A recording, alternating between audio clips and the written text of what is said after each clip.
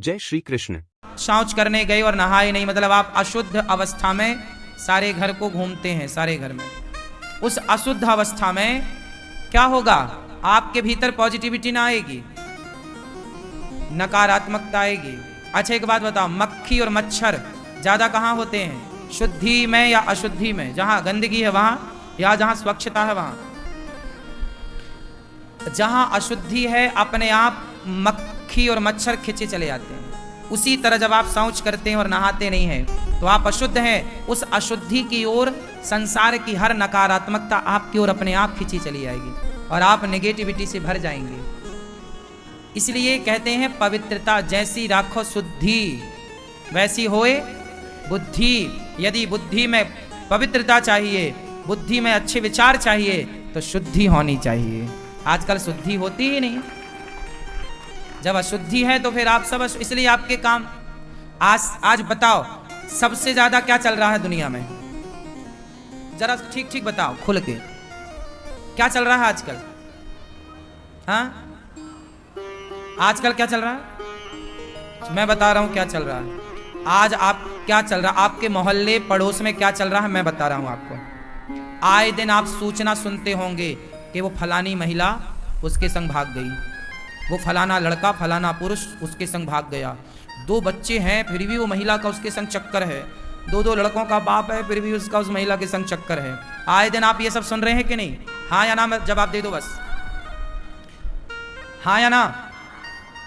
आपके मोहल्ले पड़ोस में ऐसे 50 केस मिल जाएंगे, 1-2 नहीं। बोलो हाँ।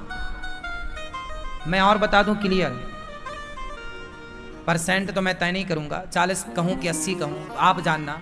लेकिन आज बहुत सारी स्त्रियां किसी ना किसी दूसरे पुरुष के चक्कर में हैं। कुछ स्त्रियां, सब नहीं, सब कैसे हो सकती हैं?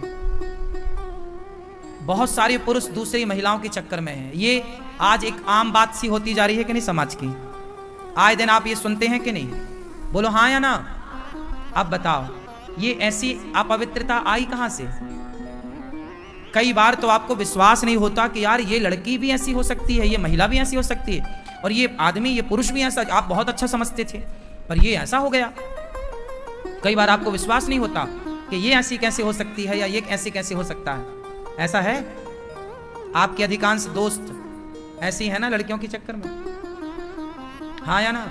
अधिकांश लड़कियां किसी ना किसी के चक्कर में हैं।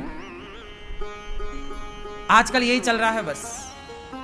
2 बच्चों की मां भाग रही है किसी के संग, 2 बच्चों का बाप भाग रहा है किसी के संग, यही चल रहा, भागम भाग भागम भाग।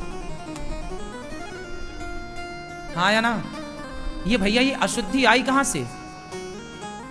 जब आप नहाओगे नहीं, लघु शंका नहीं गए, लघु शंका गए कुल्ला नहीं किया, शौच करने गए स्नान नहीं किया, तो आपके भीतर सवार क्या होगा?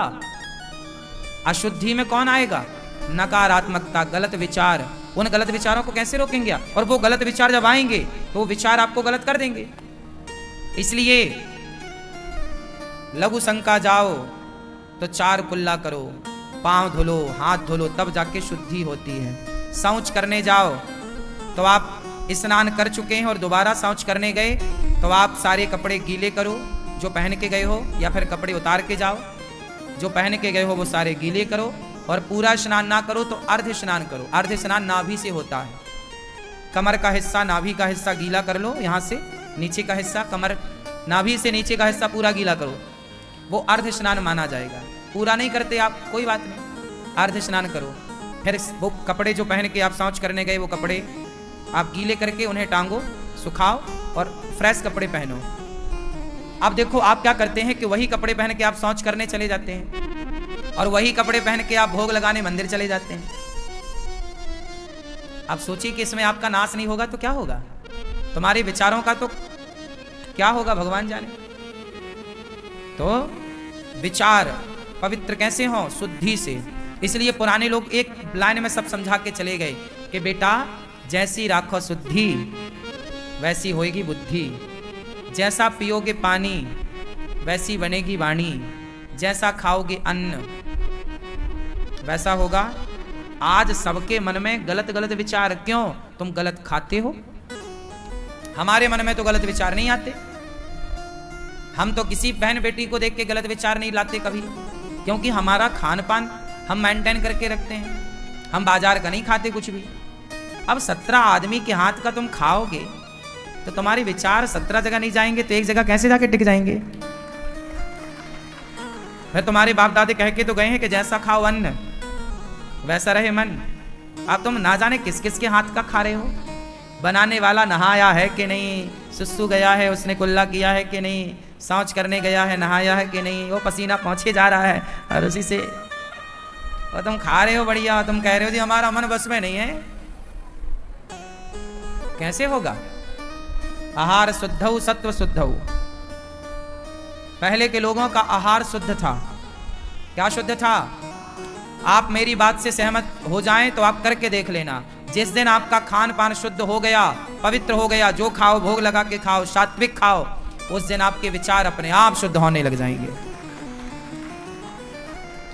पराई स्त्री की तरफ आपका मन जा ही नहीं सकता, मैं गारंटी लेता हूं।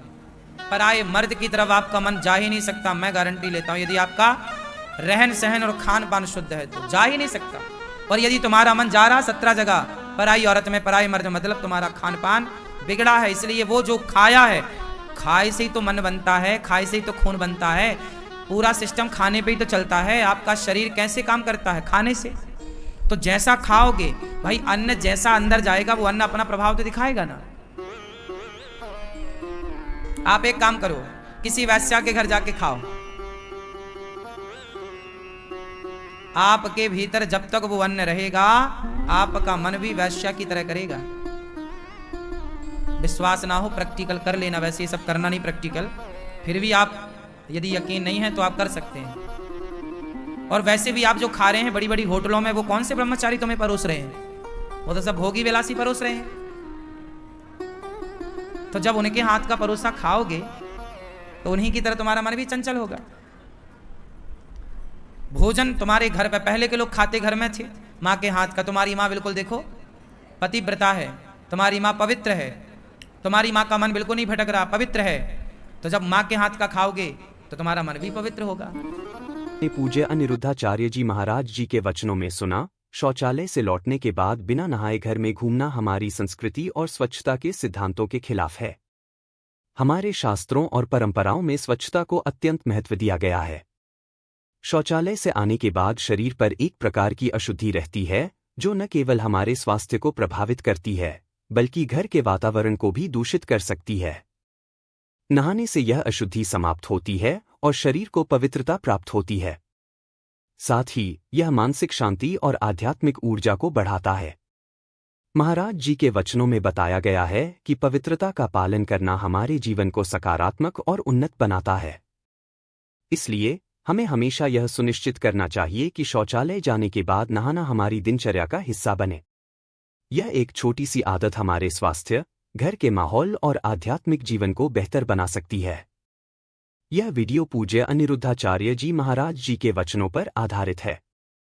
यदि आप भी उनके वचनों से प्रेरित हुए हैं तो इस वीडियो को लाइक करें, शेयर करें और चैनल को सब्सक्राइब करना न भूलें।